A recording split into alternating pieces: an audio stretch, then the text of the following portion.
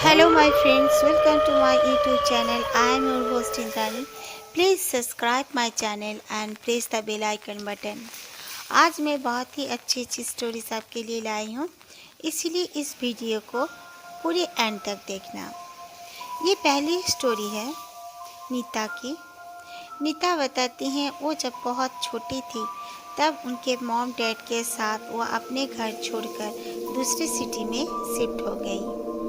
पर उस घर में मतलब जो सिटी में वो लोग शिफ्ट हुए थे वहाँ पर उनके पापा ने एक घर रेंट में ले लिया। उस घर में उन्होंने जब से शिफ्ट हुए थे तब से जैसे उनका वहाँ पर दिक्कत प्रॉब्लम शुरू हो गई।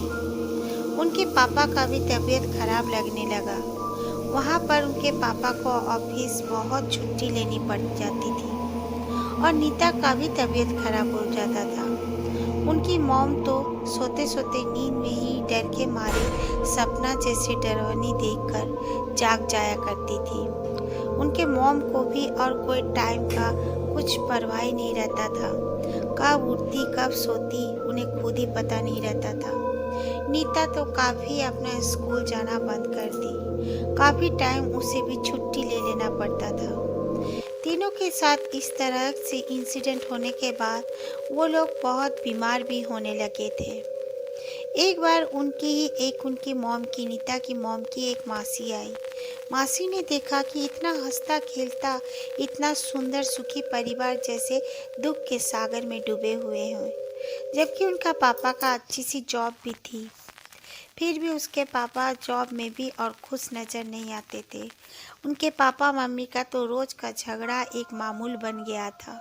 उनकी मासी आकर कहा कि ये घर में ज़रूर ऐसा कोई चीज़ है जो तुम लोग को सुखी नहीं होने दे रहा है, नहीं तो अब तक के तो तुम्हारे साथ ऐसा कुछ भी घटनाएं नहीं घटती थी। उनकी मौसी ने जब अच्छा से पूजा पाठ शुरू किया तब शायद वहाँ पे रहने वाले आत्माएं दुष्ट आत्माएं गुस्सा हो गई और उनके मौसी को तंग करने लगे। उसके मौसी को सोने नहीं देते। उसकी मौसी सो जाती तो उसके बाल खींच लाते, उसके चद्दर बदन से खोल डालते। ये सब देखकर और मौसी का कई अच्छा सामान कीमती सामान गायब कर दिया।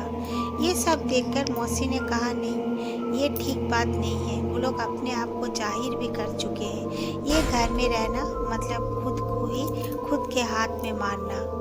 इसीलिए तुम लोग तुरंत इस घर को छोड़ो। इस घर में रहने की ज़रूरत नहीं है और ये घर का मालिक कौन है उसको बताओ। इस तरह तुम्हारे साथ इंसिडेंट्स हो रहे हैं।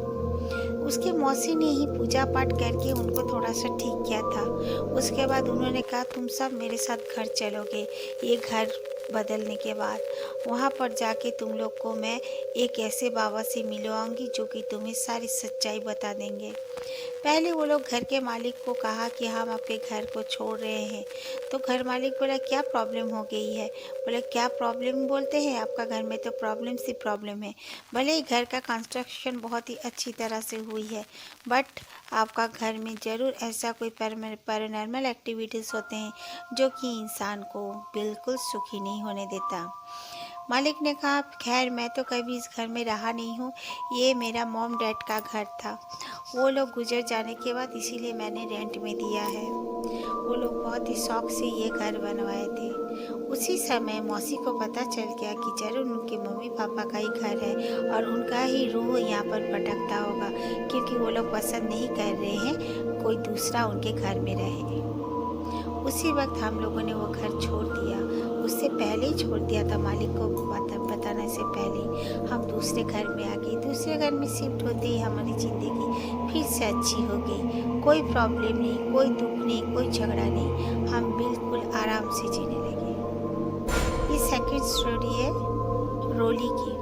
रोली बताती हैं वो जिस गांव में रहते हैं वहाँ पे गांव के एंटर में ही एक बहुत ही बड़ा सा आम का बागान है। जिस आम के बागान में हर कोई जाकर आम तोड़ सकता है। किसी का पर्टिकुलर अपना नहीं है। वो हर कोई अपना आम का पेड़ वहाँ पर लगाता है। उनका नाम लिखा रहता है एक बोर्ड में। आम उनका जिस नाम के पेड़ में आम होगा उसी आदमी का वो आम कहलाता था। कोई कोई आदमी के आम के पेड़ में बहुत आम होते थे और किसी किसी के बिल्कुल भी नहीं होते थे।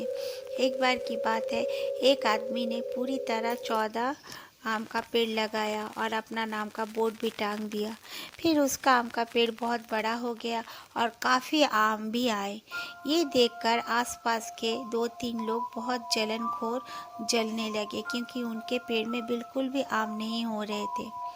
एक रात की बात है, वो जलनखोर लोग उस बगीचे में चले गए आम तोड़ने के लिए। जिस आदमी का 14 पेड़ थे, जिसने बहुत ही मेहनत करके वो पेड़ों को बढ़ाया था, उसके काफ़ी आम हुए थे, वो भी जाने लगा वहाँ पर। वो अपने बेटे के साथ जा रहा था।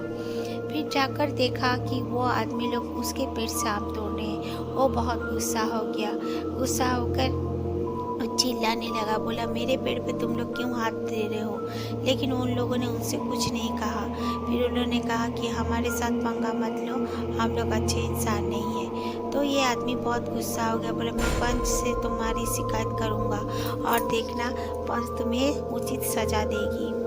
पर उन्होंने उसे बहुत मार के वो लोग वहाँ से चले गए। उसका बेटा जैसे तैसे करके चिल्ला के कोई 2-4 आदमियों को लेकर आके बोला मेरे पापा को उन लोगों ने मारा है। फिर इस आदमी को उठा के घर ले गए, लेकिन फिर हॉस्पिटल भी ले गए, लेकिन ये आदमी बचा नहीं पाई उसे।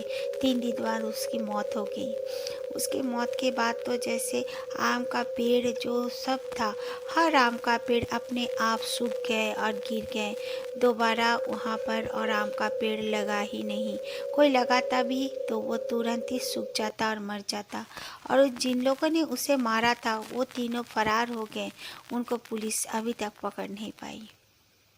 Thank you friends. अगर मेरी आप लोगों को मेरी स्टोरीज अच्छी लगी तो प्लीज़ आप लाइक कर देना और फिर अपना फीडबैक मुझे देना। Friends please support me.